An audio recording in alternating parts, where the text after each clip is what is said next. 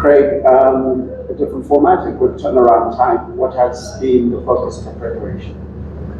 Yeah, I think obviously changing formats and getting from Bulawayo up to Harare, there's not a great deal of time before tomorrow's game. I think a lot of the focus was just upping the intensity, going from red ball to white ball, and for guys to have their sort of check-ins, I think, with the white ball format. So over the last couple of days, that's pretty much what guys have been doing, just trying to cover all bases. And of course, the result is not what Zimbabwe wanted. How do you get that out of your head in such a short period of time? Yeah, I think it would have been nice to come out on the winning side, but having said that, it was quite a young side that played the test match, and I think a lot of credit to the guys the way they fought. A lot of opportunities where we didn't capitalize, and I think it's something that I think we really have to look at and try and put our finger on what is causing us not to be able to capitalize and kill those moments when we get on top and keep the momentum on our side. But I think an opportunity for Nick Welsh, John O'Campbell as captain.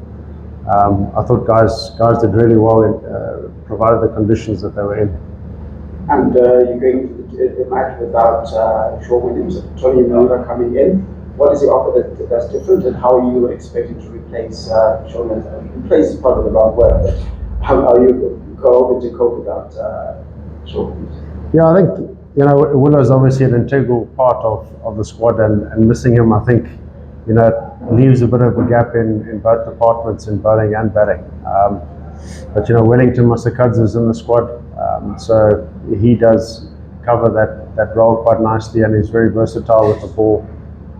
Tony coming in, also allows us to have a little bit more power, I think, down the bottom end of the order through that middle period, and then he also can contribute something with the ball as well. So really chuffed for him that he's gotten a crack. He's done really well in the Pro 50 stuff. So it's really nice to see him rewarded for that. I guess it's my last question. One elephant that's in the room, Zimbabwe's win rate is not the best, especially over the last couple of months. And some will say, okay, there's a new technical team, but the results are not forthcoming. And some will be stuck in and come to me and say, look, in essence, is the plan working?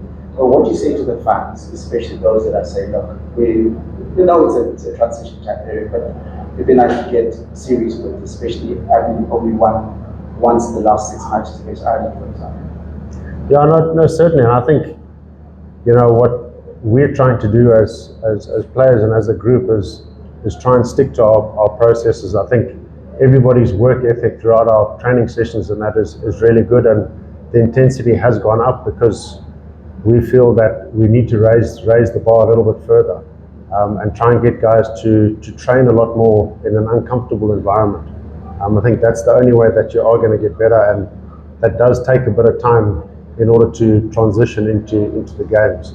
So I think that over the next few months, I'm sure we've got tough competition coming up, but having said that, I think guys are really working extremely hard, and guys obviously do feel like we need a win under our belt, we need a series win under our belt, and hopefully we'll get that over these next 3 games.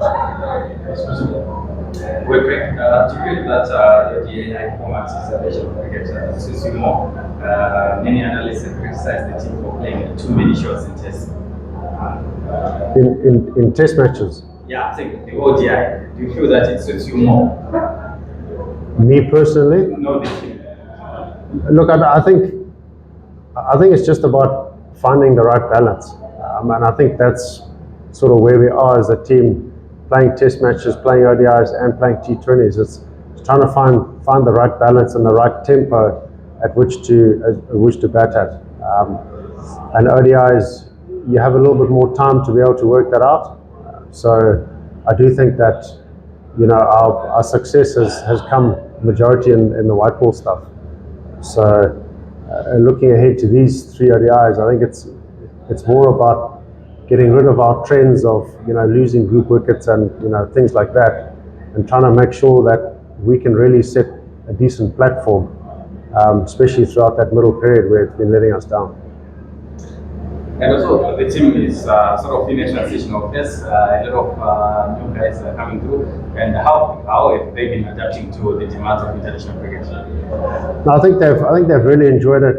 You know, a lot of the guys that do come from franchise cricket into the national side, I think, are probably taken by surprise as to how much higher the intensity is of the training.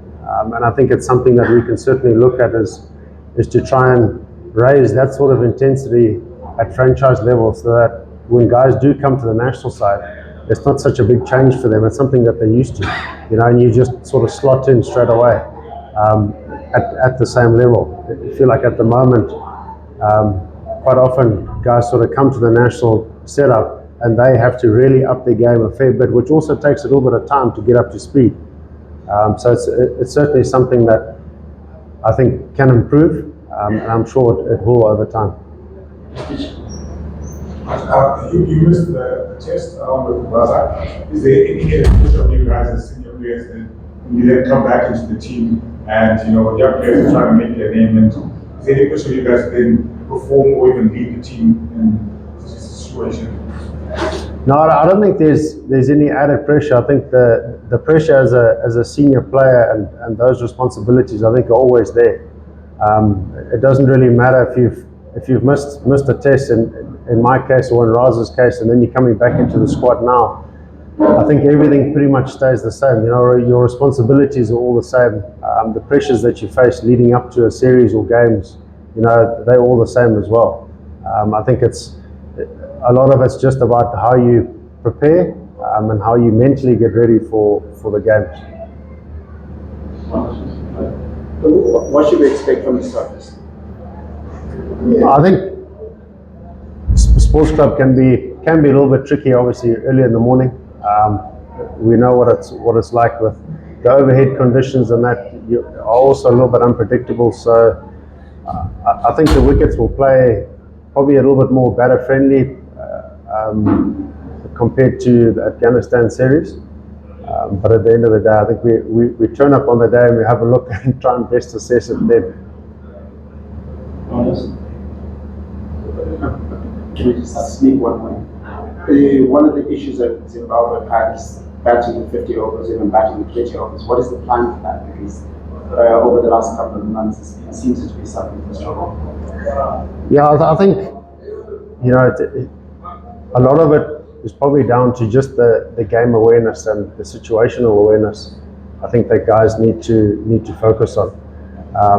I think we've certainly got ourselves into good positions, and then we've let it slip from there. So the skill is there, the talent is there. I think it's just reading the actual game a little bit better through those different situations and different times of the games, so that you can get a better result than what we have been getting.